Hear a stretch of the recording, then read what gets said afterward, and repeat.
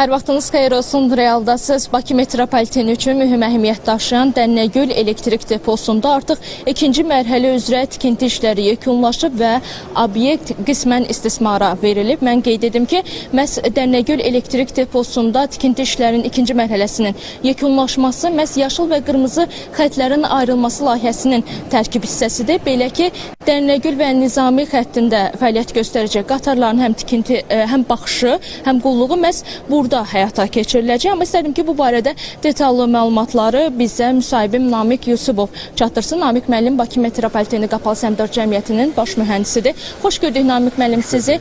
Mən ilkin məlumatları çatdırdım. Daha detallı məlumatları sizdən əldə edək ki, ümumiyyətlə Dənnəgül elektrik deposunun indiki mərhələdə, ikinci mərhələ üzrə işlərin yekunlaşması yaşıl xəttə nə kimi töhfə verəcək? Buyurun.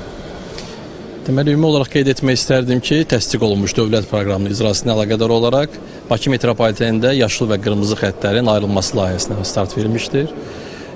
Yəni, qeyd etdiyimiz təmir müddəti ərzində, yəni yaşıl və qırmızı xəttlərin ayrılmasına bağlı davam edəcək planlaşdırılmış 11 ay müddət ərzində ilkin olaraq Dənnəgül yaşıl xəttimiz üzrə fəaliyyət göstərən qatarların baxışı və təmirini həyata keçirməsi lazım idi ki, məhz bu müddətə qədər Bakı metropoliteni tərəfindən yaşıl xəttin Dənnəgül deposunun ikinci mərhələsi istismara verilmişdir.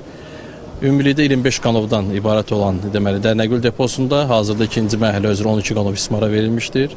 Bu müddət ərzində qeyd etdiyim 11 ay müddət ərzində qatarların təmiri, baxışların keçirilməsi məhz bu 12 qanov deməli qanovda həyata keçiriləcəkdir. Hərəkətin təşkili ilə isə məlumat vermək istərdim ki, məhz təmir gedən müddət ərzində hərəkətin təşkili qırmızı xətt üzrə Həzəstan stansiyasından İçəri şəhər stansiyasına qədər davam etdiriləcək.